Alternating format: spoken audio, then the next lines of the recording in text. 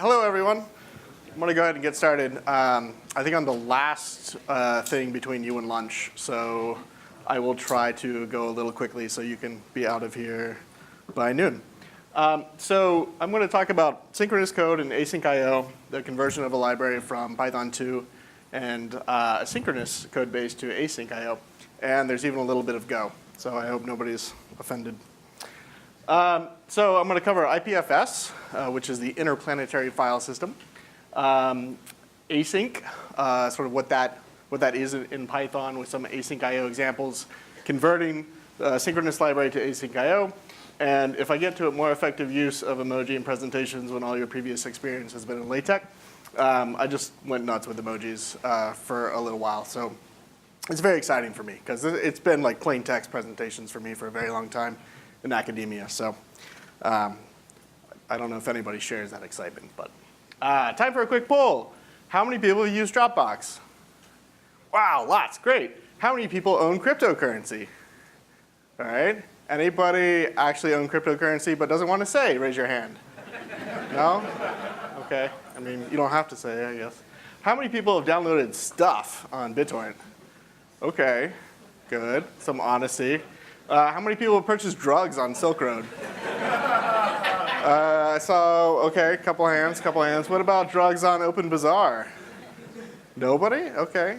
Was that a hand raise? No, it was a scratch. Okay. So what do all these services have in common? They all use peer-to-peer communication and data sharing. That's one thing that binds them all. And most of them use something called a distributed hash table. A distributed hash table is a decentralized or distributed system that provides a lookup service similar to a hash table where you have a key and a value pair, like a dictionary, but that's stored across lots and lots of nodes across a big network. And any one of those nodes can efficiently and effectively look up any key value pair anywhere on the network. This is a picture of a distributed hash table. Oh wait, sorry, that's it. This is a distributed hash table. So you have data that goes through hash functions, and then the result of that hash function is a key. And that's the key part of the key value pair, and then that's stored across the distributed network. And then any node can look up any of the data based on the hash of the data. So all you need to know is the hash, the key, that will give you the value. So one of the leading networks that is built on top of a DHT is called the Interplanetary File System, or IPFS. It is a distributed file storage protocol that allows computers all over the globe to store and serve files as part of a giant peer-to-peer network. It's called interplanetary because it was built by aliens. I actually don't know why. It is global, and it could theoretically certainly serve content across vast distances, I suppose.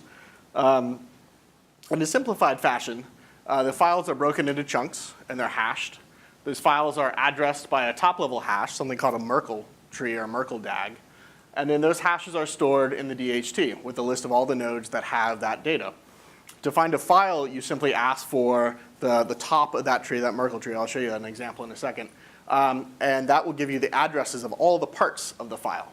And then you can download all the parts of the file from all the peers. And then put those parts together to get the original file. Folders are handled much like files, where a folder is just a list of files. A folder is, in this case, a list of hashes that represent the tops of those Merkle trees for the files. A Merkle tree, this should help, takes all of those, the file input. So you have a massive file, turns it into chunks. Each of those chunks of a fixed size, typically, are hashed. And then those hashes are concatenated and then hashed. And you build up a tree where each of those hashes is concatenated with all the other hashes along that level of the tree to produce another hash. And that just builds up and up and up and up till you have one top hash that represents the entire file. And what you can do with this is you can take that top hash, look up all the hashes that constitute it in the DHT, and then for each one of those, look up the hashes that constitute it in the DHT. And what this does is it means that you can have a very, very, very large number of files, ultimately just a number of blocks, a large amount of data that's stored throughout the network, and you can address it with a single hash.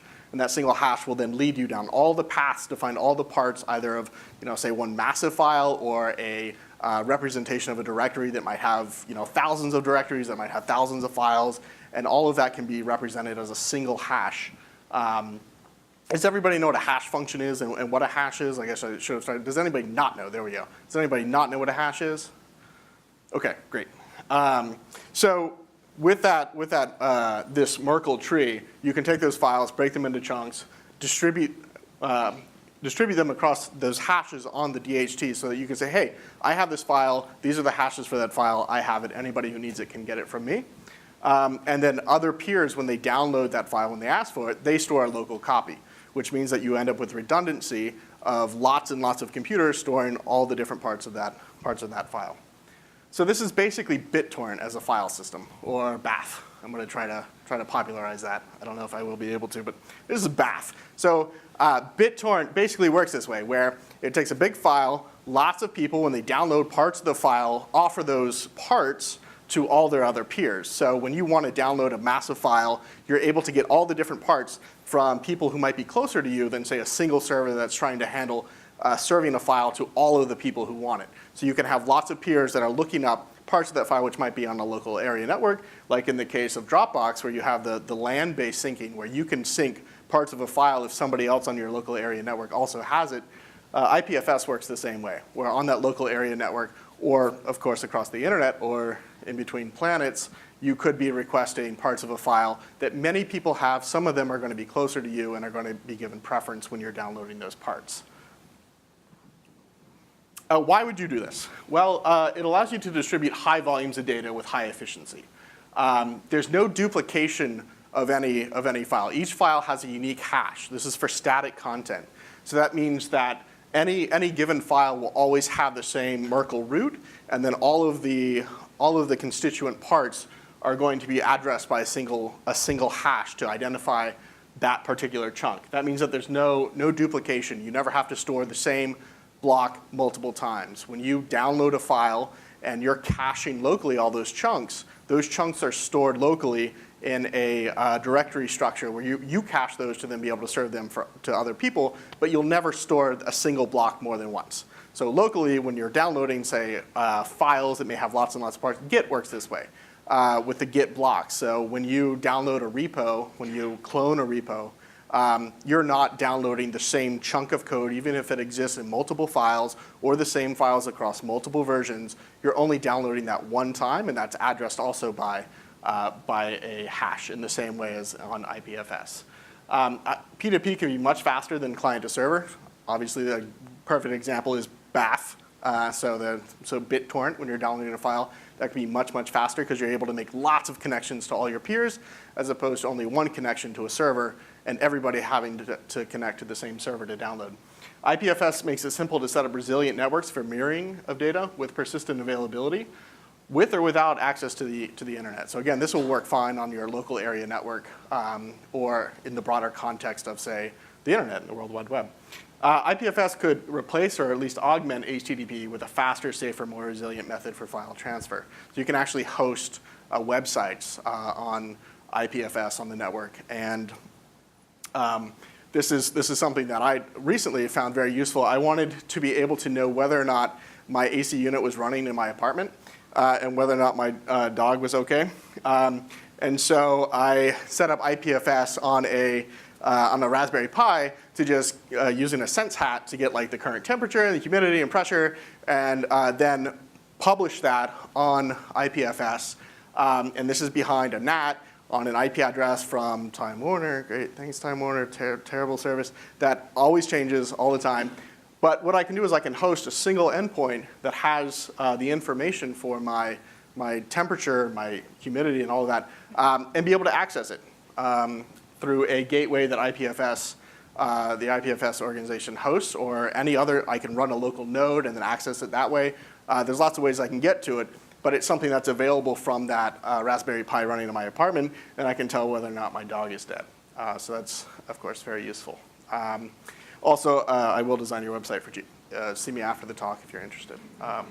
Some pretty cool skills there. Cloudflare hosts a gateway. So this is a great example of an application. Cloudflare, as a CDN, offers an endpoint that acts as a gateway to IPFS. And this is like, so typically with a CDN, you have, like, let's say you're hosting a very popular website, let's say Wikipedia. And what happens is that when people download content from Wikipedia, there are lots and lots of edge nodes across the world that act as an interface to that. They cache data from Wikipedia and act as an intermediary between you and Wikipedia. So what that means is that you get faster access to the content on Wikipedia because you have, there's a cache somewhere in your city or in your region of the country across the world where you're going to be able to get that information much faster. Well, when using IPFS, it's not just a node that's going to be somewhere in your city if you're in a big city or region of the world. It could be the person sitting right next to you. And so this is, I think, this sort of takes the concept of a CDN to a whole nother level because it allows you to download information not just from, say, a regional node that's going to be much closer physically and on a network, but it could be somebody sitting right next to you. So this is, I think, something that's really interesting. It really takes the concept of a CDN to another level, and it's interesting to see a CDN company like Cloudflare offer this kind of thing as sort of an obvious way for them to get faster access to content. So why talk about IPFS? That should be why. Why talk about IPFS? There are more networking things in heaven and earth than are dreamt of in a www-centered philosophy than just the internet. So I think that it's always great to see the types of protocols and projects that are happening, especially in the distributed web world or distributed networking world. Network code can greatly benefit from being asynchronous. And the IPFS API is HTTP based. So when you write code to interact with IPFS, the easiest way is to interact with an IPFS node that's running, say, locally or somewhere on your network, and that API is handled via HTTP. And there wasn't a Python 3 async IO library for interacting with that endpoint. So I thought, hey, that could be a great subject for a talk. So what is async? Well, here's an example problem. So this is a very, very simple HTTP server. And we're going to serve GET on a slow path here. And there's some really, really slow DB query right here. What happens is that when I try to request this, if I have lots and lots of clients that are trying to request that endpoint at once, they're all going to hang while that query is being run. And the first query has to finish, and then it can respond with the stuff. And then the second request will have its query run and respond with the stuff. So this is a case where you're not able to serve, say, as a HTTP server, not able to serve lots and lots of clients simultaneously if you have some sort of slow networking thing that has to occur. And the way this presents typically is that you'll have some requests that are going to be much slower than others, some that could be responded to much faster, others might take a little bit longer, but there's no reason that you couldn't handle the faster ones sooner. So what are the possible options to be able to do that? Well, one is just the synchronous response, deal with one request at a time. This is really easy for you and the computer, but not so great for your users. You could fork a new process. This one's really easy for you as the programmer, but it's very expensive for the computer. So if you have a separate process that's also running an HTTP server. Or you could start a new thread for each request. So that would be one socket per thread.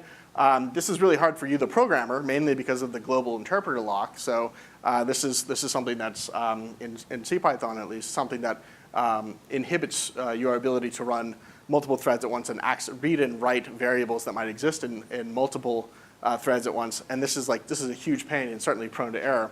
And it's also very expensive for the computer. One more option would be event-driven. So using what's called I/O multiplexing, libraries like epoll, these are libraries that exist that are very closely tied at the operating system level. We could solve this problem with a single-threaded concurrent code. So this is known as asynchronous or socket-based approach with select multiplexing. The basic idea is this. While one socket is waiting for data, do something else, like read or write from another socket. These sockets are how the operating system conceives of the ports that are available for, say, you to request data or for clients to request data from you. And this is concurrency. It is in one thread, in one process. There's only ever one thing happening. But what it allows you to do is to move from socket to socket and do whatever you can for each one before you move on to the next socket. So you're able to handle things in what's called a concurrent way. It's not parallelism. You're not doing multiple things at the same time, but you are able to handle chunks at a time for each of the sockets. Now, that's kind of confusing, especially if you might be new to this area. So I have a couple examples. Some further definition is that concurrency is the composition of independently executing processes. So this could be a process that's more than one task at a time. Well, parallelism is the simultaneous execution, so that's something that's actually happening at the same time. So I'll take an example from my hometown Waffle House. Stephen Colbert and Sturgill Simpson. They wrote a song about Waffle House. I think at that Waffle House, there's a this is the idea behind single-threaded concurrency. So there's a lot of meals that have to be made. Lots of people want their food at once. The cook here, the line chef, is able to work on, he can work at multiple meals at the same time, but he's only focused on one. So it's like, maybe we got some eggs for one, that'll be cooked and put on one. Okay, I can make some pancakes over here and get that. And maybe he can move from thing to thing to thing while the eggs cook, goes over here and makes some pancakes. And he can move from in between those different things that he has to build up for that single meal. And then people might end up with their food very close to at the same time. This is concurrency, building up and handling those requests, multiple requests at the same time, food requests in this case, could be HTTP requests and others. But it's not true parallelism. He only has 2 hands to be able to focus on one thing at a time, the eggs once at a time, the pancakes once at a time. He's not able to make, he doesn't have lots and lots of arms to handle all the things at once. So this is concurrency. And there are some great benefits. So this is an example in Apache of the NPM process, that's the blue. This is the amount of memory used as the concurrent connections increase. And you can see more and more memory is used as you increase the number of processes. This is just an effect of the overhead of having multiple processes versus Nginx using epoll. Epoll, again, this is the single-threaded concurrency, which remains pretty flat there at the bottom. So this is an example of why this can be very useful, especially if you have lots and lots and lots of clients trying to connect and request something from a server, or if you're the client and you need to make lots of requests of a server. So how do you async in Python? Well, you use async IO. Back in Python 3.3, there was a yield from generator that allowed you to start taking advantage of some of this via the async module called the tulip module back then. Python 3.4 added async IO to the core, so we've had this since 3.4. Python 3.5 added a bunch of syntactic sugar, and then 3.7 just recently added even more. What if you use Python 2? How many people are still using Python 2? Woof. Well, you have Trollius, but Guido says just don't do that, just upgrade. So I don't know what to say other than that.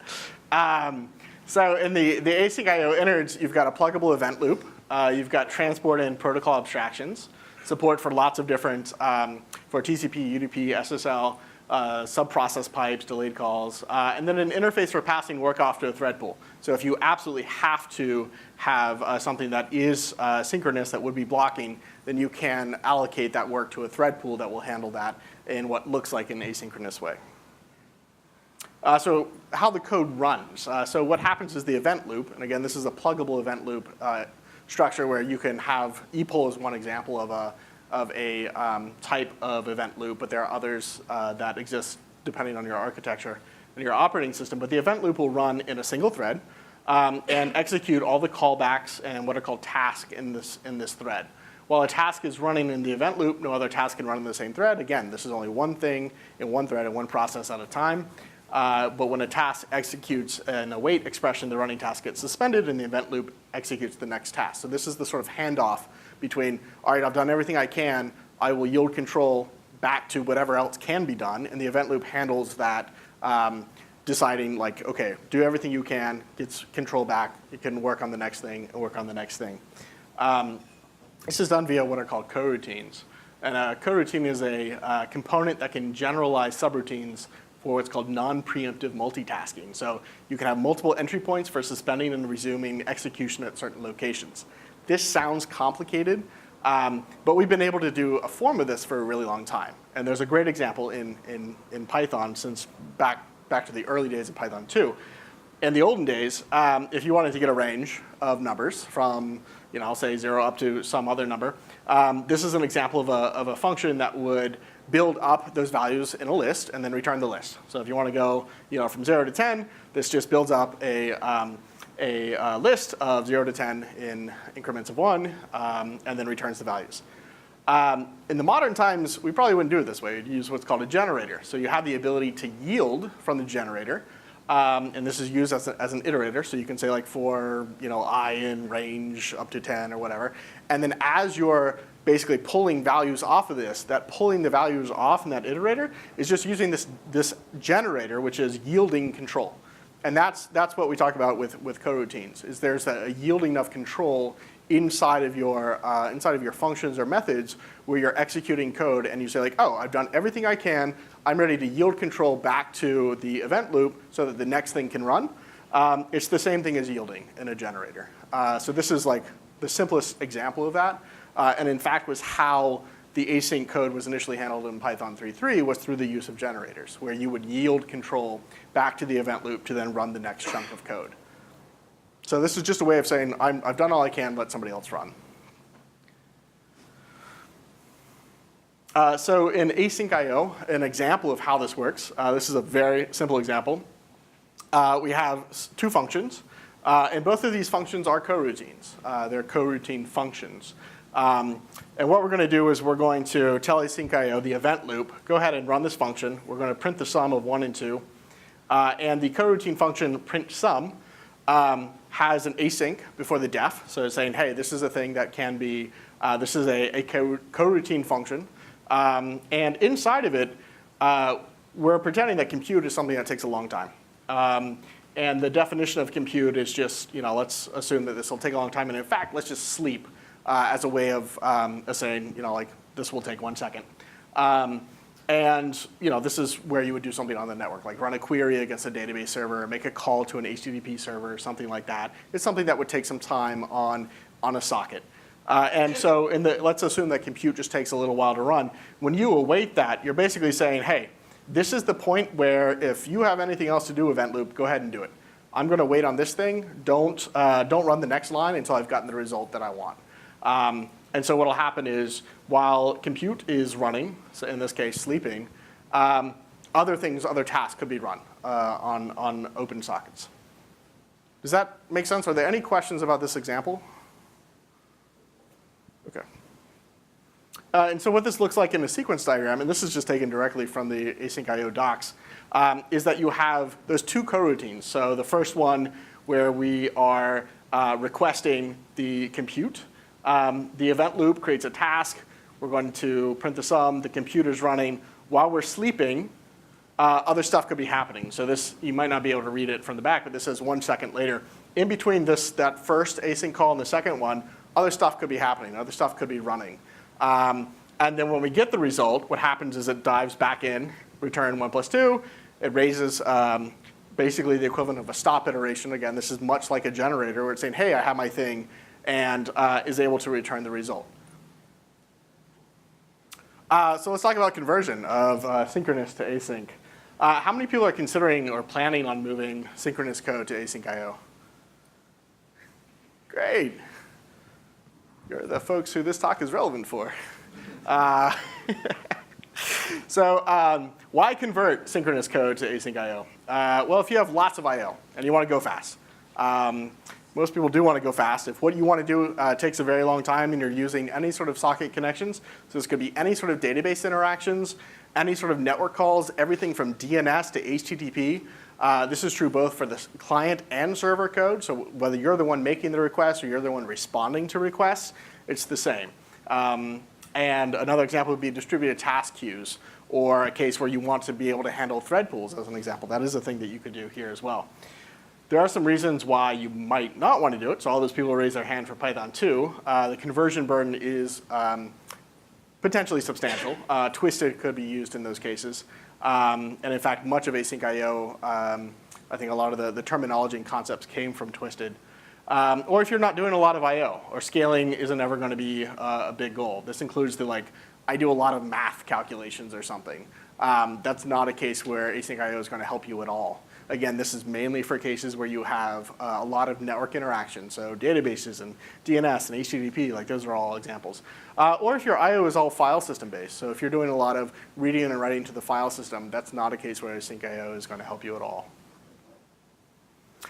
So the IPFS API client is a great use case for converting from synchronous to async code. It uses HTTP for the API, so you have a node running typically locally, and then you can communicate with it via HTTP, much like Bitcoin or one of those. If you're running a local node, you can communicate via HTTP locally.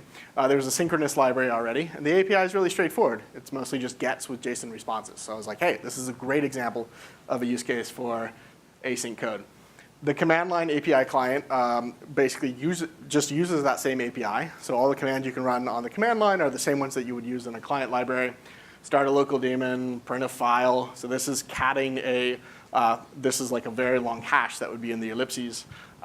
This is the README for IPFS. You can say, hey, network, give me the README. It'll get all the chunks, bring them together, put them together, and then cat them to the terminal. I can add a directory full of stuff. Should be easy, right? So we take the original client where, say, cat is one of the examples where you're like, hey, I want to say get the README, cat it out to the standard out. Using the request library, it would have been just get the URL and then parse it as JSON, and just turning that into the asynchronous version where we're using a library called AIO HTTP, which is probably one of the best, and requesting the result as JSON. Well, so it turns out there's 148 of these, and I was like really bummed out at that point because I didn't want to do that 148 times. I knew that there was no way I would have. I'd probably get through 10 and then like cancel this talk. It wouldn't have been good. But then I looked at the docs and I realized that this is auto-generated. It's like, well, crap. If there's something auto-generating this, and that means that there's code somewhere requesting or handling a parsing of the existing code and then returning API docs. Turns out there is, and it's an interface that you can implement in Go. And in the same way that the API docs are generated via a Markdown file, I could do the same thing but with Python code. So I wrote some Go code that just used introspection of the actual IPFS core and then printed out a ton of Python. And so what happened was the amount of code I actually had to write was just a little bit of Go and then a little bit of Python to handle each of the actual requests from that. So this is an example of the output code where I'm getting an endpoint, but this is all auto-generated by Go. So it turned out I didn't actually end up having to write a lot of Python at all. And the example usage is pretty straightforward, catting a file via code, again, using all async coroutines. Some lessons learned, string manipulation in Go is pretty painful. And the Python 2 to 3 might be more painful than synchronous to async. Again, this is a pretty easy and straightforward process. Are there any questions? And also, we're hiring at the Atlantic, not the ocean, the magazine. Just go back to the slide. Oh, sorry, yeah. No questions? This is all straightforward, easy. Everything I talked about just makes total sense. Oh, yeah.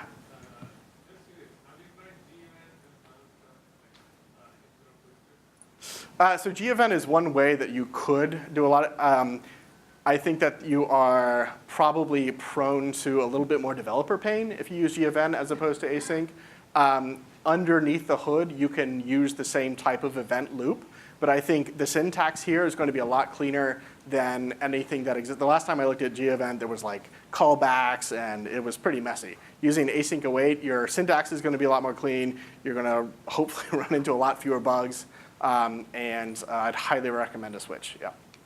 Any other questions? Yes, again. Sure.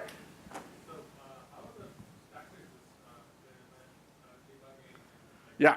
So there's a huge benefit in the async I/O. Like when you have any sort of errors or problems, the messages are pretty clear as to like exactly where it's happening, and you don't have to go through some sort of callback hell to trace where some problem might exist.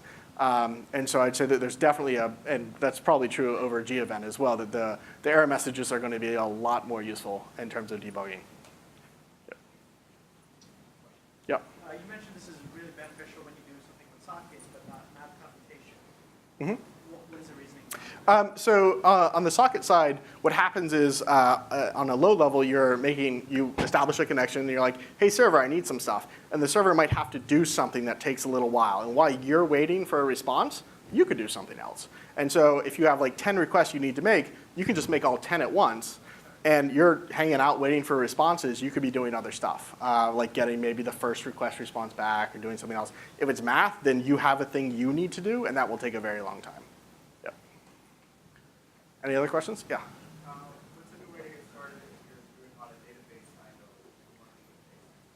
There have been a couple libraries that have popped up to deal with asynchronous communication with database. I think that there was a SQL Alchemy plugin that was created to, I don't know if it's very clean. This is definitely an area where a lot of libraries, like this is one example, are emerging to handle those cases.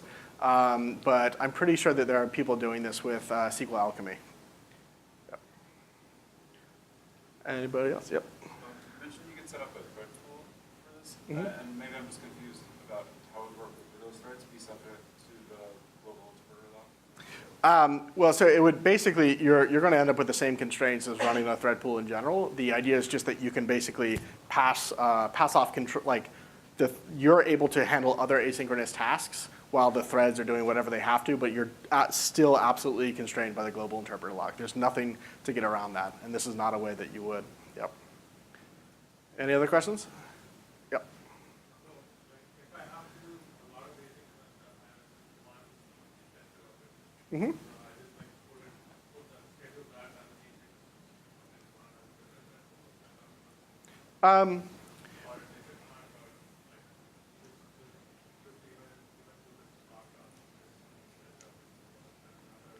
Yeah, it depends on the series of operations. So if you have a bunch of async stuff you have to do first, you could handle that with an async event loop, finish all of your stuff, gather the results, then do your synchronous thing. You don't have to do everything that you need to within that loop. Like you can just run the loop for the code you need to, run your synchronous code, and then run any other asynchronous code as a part of another event loop. But you could do it in that order if you needed to. Yep. Why did you say you couldn't or wouldn't want to use this if you were file I/O bound? Is that something that will be fixed in a? So a lot of it has to do with how the event loop, like with ePull as an example, the file system always reports itself as ready when you try to open a file. And so the file system is basically saying like, hey, you can read right now, I'm ready to give you data, even if it's not. And so it's not going to be very effective because like you're still going to end up waiting for information from so I know that like in the JavaScript world, there is the ability to do asynchronous, or what looks like asynchronous file system operations. Depending on the event loop that you're using, it might not be. So ePull is one example where the file system operations are not actually going to be asynchronous, even if it might feel that way. You're going to be actually waiting for information, even if the file system says, hey, I have info to give you. But if you chose a different event loop, You might be able to. I think it's actually something at the kernel level that's going to prevent you from, because the file system, the kernel is not going to say like, oh, hang on, let me go get that file for you, and basically through ePull or any of the other event loops say, you can go do something else if you need to. Hang on one sec, I'm going to get the file. It just says, oh, it's ready for reading, regardless of whether or not it actually is, or whether or not it might take a little bit of time to gather it. Yep. Any other questions? Nope. All right, thank you.